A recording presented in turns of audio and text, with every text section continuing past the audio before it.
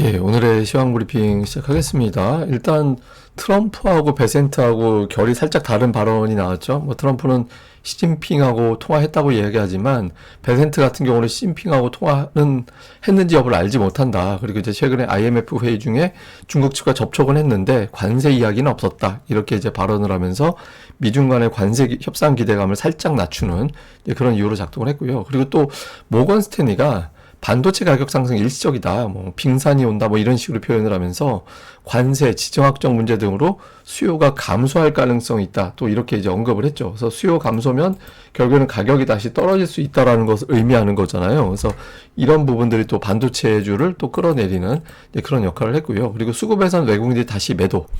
예, 지난주 금요일에 매수했다가 다시 매도로 바뀌고 특히 주요 수출주를 여전히 좀 매도하는 그런 모습이 나오다 보니까 외국인들이 바뀐 게 아니었구나. 그러니까 이런 또 우려 이런 것들도 또 영향을 줬습니다. 그리고 무엇보다 제가 뭐 지난주 내내 말씀을 드렸습니다만은 그 ADR상 이제 과매수권으로 또 접어들어서 하락 종목이 좀 늘어날 수 있는 그런 타이밍이었거든요. 그래서 전체적으로 그동안에 어느 정도 반등이 나왔기 때문에 매물을 소화해야 되는 그런 시기이기도 했다. 그러니까 이런 점들이 지수도 어정쩡, 그리고 하락 종목 수 더 많이, 그러니까 이런 흐름을 만들어냈던 것 같습니다.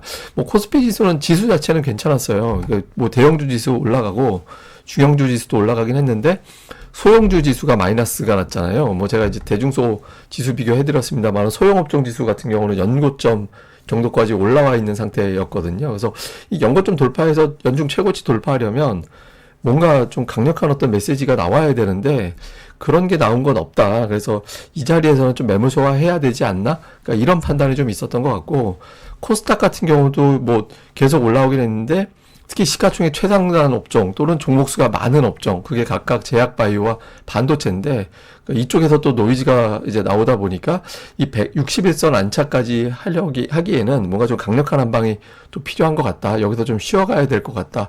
이렇게 생각하는 투자자들이 이제 많이 있었던 것 같습니다. 뭐 영향을 준 뉴스들을 보면 우선 그 앞서 말씀드린 베센트의 발언. 그러니까 트럼프는 중국하고 협상하고 있다라고 이야기를 하고 있는데, 그런데 이제 베센트 장관은 실질적으로 관세 협상은 없었다라는 취지로 이야기를 했죠. 그러니까 IMF 회의 기간 중에 중국 측 관계자들하고 만났는데 관세 관련된 이야기는 한 적이 없다, 안 했다, 이렇게 이야기를 하고 있고, 트럼프하고 시진핑하고 통화했는지도 자기는 모른다.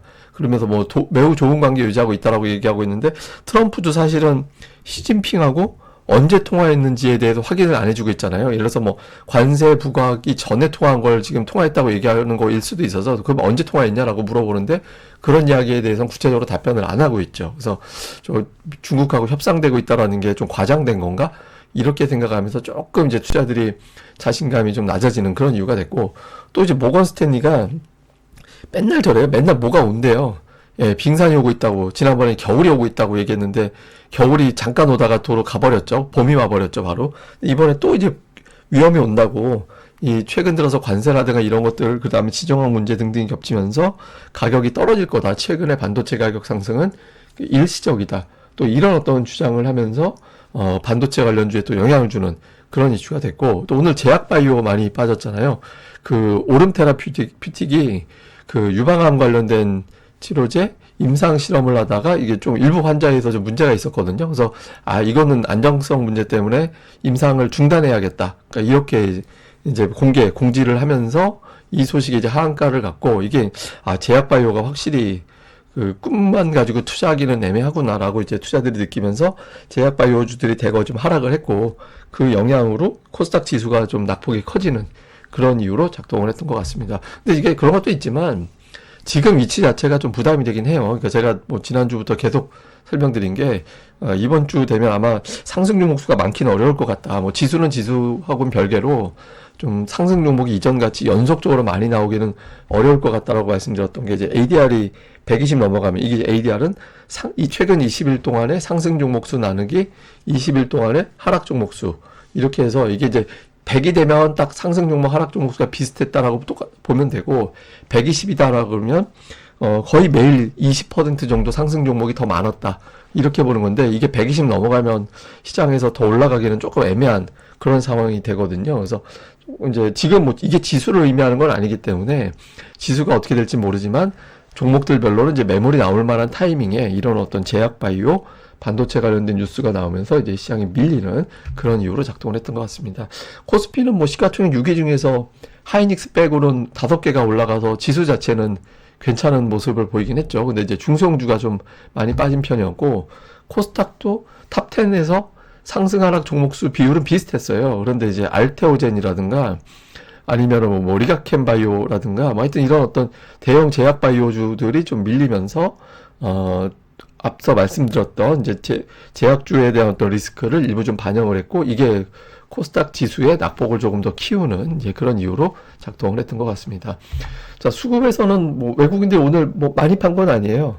예, 매도가 이제 많지는 않았기 때문에 지난주 매수했던 분위기가 완전히 끊겼다, 이렇게 보기는 어렵긴 한데, 어쨌든 전반적으로는 외국인 투자자들의 매수가 연속적으로 잘 나오지 않는 상황이 만들어지고 있는 거고, 선물 매수한 거는 좀 다행이긴 합니다. 그러니까 선물을 매수하고 있던 건 다행이긴 한데, 어쨌든 중요한 건 현물이니까 현물에서 매수가 연속적으로 나오지 않고 있다라는 점, 우리가 그리고 지난주에도 사실 그 전차 군단에 대한 매수가 없었잖아요. 그러니까 외국인들이 매수로 들어오려면 완벽하게 전차 군단, 전차라는 거는 전기전자 업종, 자동차, 그러니까 종목으로는 쉽게 얘기해서 삼성전자, 하이닉스, 현대차, 기아를 동시에 매수해야 돼요. 근데 그런 게 이제 안 나왔죠. 그래서 좀 어정쩡하게 들어왔는데 오늘 다시 또 매도로. 근데 오늘 매도도 좀 어정쩡하긴 했습니다. 그러니까 종목으로 보면 뭐 삼성중공업이 매수일이긴 하지만 하이닉스가 또 매수에 들어가 있잖아요. 그리고 삼성전자 매도 규모가 그렇게 또 크지는 않았어요. 그리고 하나오션은 팔면서 삼성중공업, 현대미포는 또 매수하고 이렇게 좀 엇갈렸죠. 그래서 외국인들은 오늘은 뭐 이렇게 확실하게 매도했다 이런 느낌보다는 그냥 종목별로 골랐다, 이렇게 봐야 될 것 같고, 기관 투자자들은 SK텔레콤 오늘 노이즈가 있죠. 유심칩 대란 이슈가 있어가지고 좀 매도가 나왔고, 그다음에 조선주, 그다음에 한미반도체는 좀 자극적인 기사가 있었죠. 뭐 이렇게 하이닉스가 분통을 터뜨리면서 뭐 어쩌고 나왔는데, 제가 보기에는 약간 제목도 과도했던 것 같고 약간 언론 플레이에 가까운 기사 같긴 한데, 어쨌든 개별 종목의 노이즈가 나오면서 낙폭이 좀 커진 측면이 있고, 매수 쪽에서는 현대차가 매수가 들어온 게 좀 특징이긴 한데, 규모가 이렇게 의미 있는 수준은 아니어서 어쨌든 기관 투자자들은 조금 더 추이는 봐야 될 것 같습니다. 그리고 외국인들이 코스닥 쪽에서는 업종별 특징이 별로 없었어요. 예, 뭐 이게 뚜렷하게 이 업종은 고르게 담았구나, 그러니까 이런 거 없이 그냥 골라 담았다, 그러니까 이런 느낌이 강했고, 기관 투자자들도 역시 업종에서는 뭐 엔터주, 그러니까 JYP와 SM을 담았잖아요. 그래서 그게 이제 엔터주를 좀 담은 게 있긴 했지만 전체적으로는 그러니까 특정 업종을 좀 고르게 담았다, 그러니까 이렇게 이제 보기보다는 그냥 종목별로 골라갔다, 그러니까 이 정도로 보면은 될 것 같습니다. 자, 뭐 시장 좀 요약을 해보면 그 미중 간의 관세 진실 게임이 벌어지고 있거든요. 이게 이제 어떤 영향을 줄 거냐. 일단 긍정적으로 보면 접촉이 있는 건 맞는 것 같아요.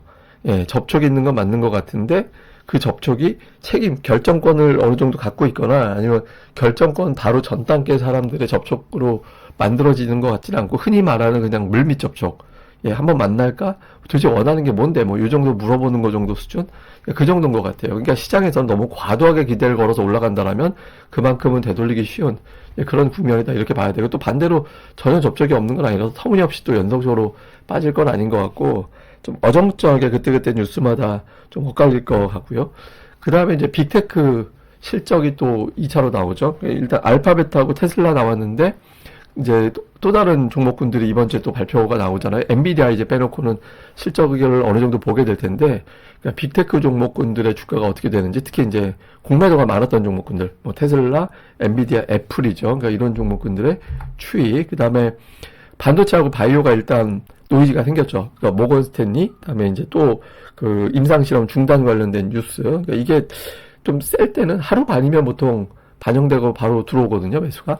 그러니까 내일 오후장에서는 회복이 되느냐 아니냐에 따라서 이거 생각보다 좀 길게 가는구나, 아니면 단계 끝나는구나, 그러니까 이렇게 될 수도 있게 되거든요. 이게 사실 특이한 게, 반도체 겨울이 빙산이 어쩌고 저쩌고 하면은 그 잘 나가는 하이닉스가 그렇다면 삼성전자는 더 빠져야 되잖아요. 근데 오늘 또 그렇게 되진 않았거든요. 그러니까 뭔가 시장에서는 뭐 하나 걸려봐라, 약간 그런 장이었을 거예요. 그래서 그게 빌미가 됐는데, 어쨌든 내일장에서 이걸 또 하루 만에 극복을 했는지.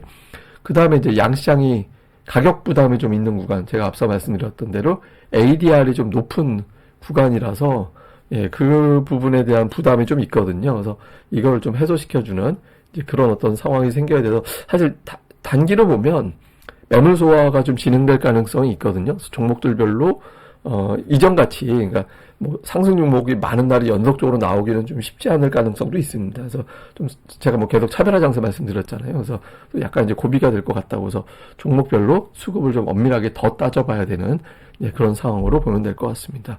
근데 근본적으로 외국인들이 안 들어와요. 이게 외국인들 들어오려면 5대 업종이 있거든요. 그러니까 전기, 전자, 자동차, 철강화학, 금융. 이 5개 업종 중에서 4개 업종을 일주일에 3일 이상 순매수를 붙어줘야 돼요, 외국인들이. 근데 지금 5일 동안, 최근 5일만 놓고 보면 삼성은 하루 빼고 다 매도고, 현대차는 5일 내리다 매도잖아요. 그러니까 기관이 매수하고 있어서 뭐 주가가 이 기간 동안 확 빠지거나 그런 건 아니긴 한데, 그러니까 지금 뭐 지수가 올라간다 내려간다 이걸 떠나서 외국인 투자자들이 온전하게 들어와 줘야 좀 시장이 수월하게 풀리는 그런 상황이 되거든요. 근데 이게 좀 들어오지 않아서, 뭐 그렇다고 지금 뭐 대부분의 재료가 노출이 되어 있고 반영이 되어 있는 상태라서 뭐 터무니없이 시장이 빠지진 않겠지만 어쨌든 좀 중대한 고비를 넘기기 위해서는 이런 부분들이 좀 풀려야 된다. 그러니까 선물 매도가 어느 정도 풀려주면서 이쪽에 매수가 붙어주고 하면 이제 아주 강력하게 올라갈 수 있는 동력이 되는데 아직까지는 그게 조금 약해 보이긴 합니다. 그래서 이런 부분들이 어떻게 되는지도 계속 살펴보도록 하겠습니다. 예, 그럼 또 하루 또 잘 보내시고요. 저는 다음에 뵙겠습니다. 이 방송 구독하기와 좋아요, 꼭 부탁드립니다. 감사합니다.